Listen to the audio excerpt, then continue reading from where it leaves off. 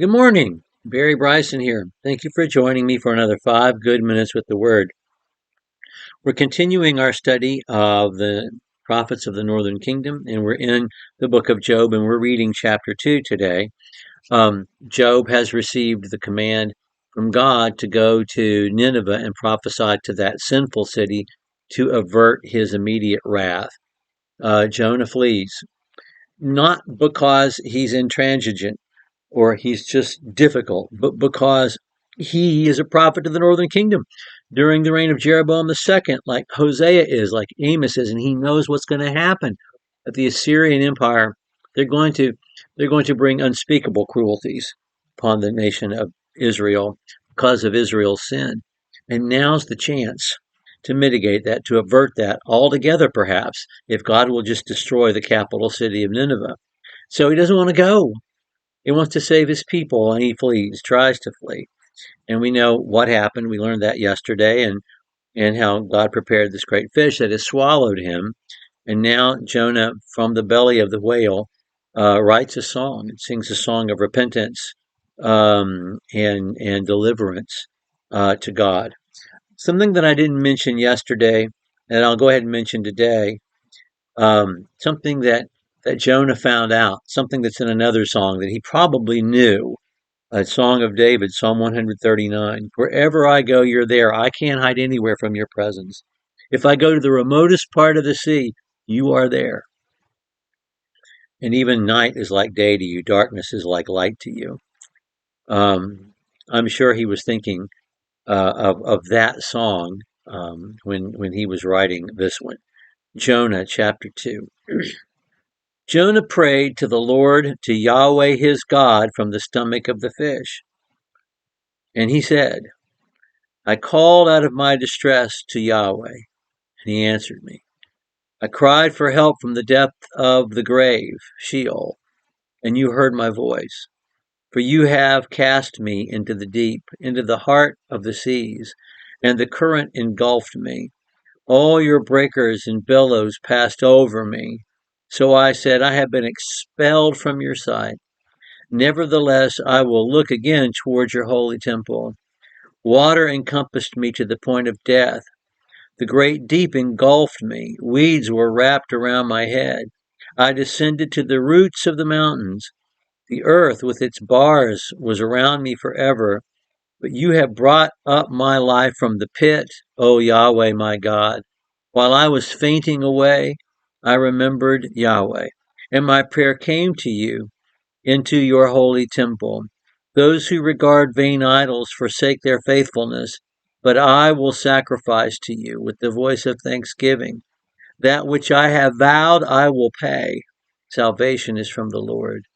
Then the Lord commanded the fish, and it vomited Jonah up onto dry land. This is such a beautiful, tightly structured song. I wish I knew what it sounded like when it was sung. Um, it just connects with all those deliverance psalms that we read in the book of Psalms. I cried in my distress to Yahweh, and he answered me. Psalm 130, Psalm 18, Psalm 88, Psalm 31. So many of the psalms are evoked in this psalm. In the poetic way he describes his experience. Um, um, he says, "You cast me into the deep." Not the sailors. You did this. It's interesting that the whale that swallowed him is his deliverance because he's dying by drowning. And I have to tell you, I am just absolutely terrified of dying by drowning. I cannot imagine drowning, struggling for breath and not having air to breathe. And just the panic, just the distress of that. And that's where he was. He's talking about weeds being wrapped around his head. He was far enough from shore that these are not weeds growing up, seaweed growing up from that which was floating, or maybe he got seaweed wrapped around him in the belly of the whale. But the whale itself and the belly of the whale being swallowed whole is his deliverance. Um, he talks about the temple. I love this because the temple is not in the northern kingdom. The temple is in Jerusalem. And it communicates to me that he made the trip to the other country, to Judah, to worship the Lord, and his promise to sacrifice, his promise to keep his vow. To me, what vow are we talking about? He hasn't made a vow yet in this book. It has to be his vow as a prophet to do what God tells him, to say what God says to say, where God says to say it, in the way God says to say it, because that's who you are. You are the spokesman for God. You are the Nabi. You're the prophet. You're the one who's supposed to do this. I'm going to do my job, I think is what he's saying. There's also something else here. He talks about God. Let me find it in verse 4. So I said, I have been expelled from your sight. And then it says that the fish vomited Jonah up. So he he thought he thought I've been vomited out of God's sight. God is sick of me and he threw me up, you know.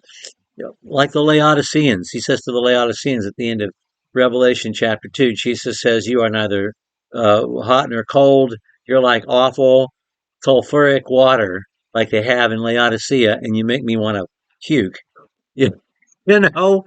Uh, and he says, I felt like you had thrown me up, but you haven't. You swallowed me. This is indelicate, I know, but it's there in the text, and I want to point it out. And it's part of the humor of the text. We talked about there being humor in the book of Jonah. And when we read chapter 2, verse 10, and chapter 3, verse 1 together, I get a chuckle out of it every time I read it. We will talk about that next time. But the Lord commanded the fish, and the fish vomited Jonah up onto the dry land. So there he is on the beach covered in whale vomit, and he is the whale vomit. And he's at least 500 miles away from Nineveh. Nineveh, at its closest point to the closest to the sea that it is 500 miles. So anyway, he's got a long walk ahead of him. And he makes it. And we'll talk about that next time when we look at chapter 3. Thank you for joining me for another 5 good minutes with the Word.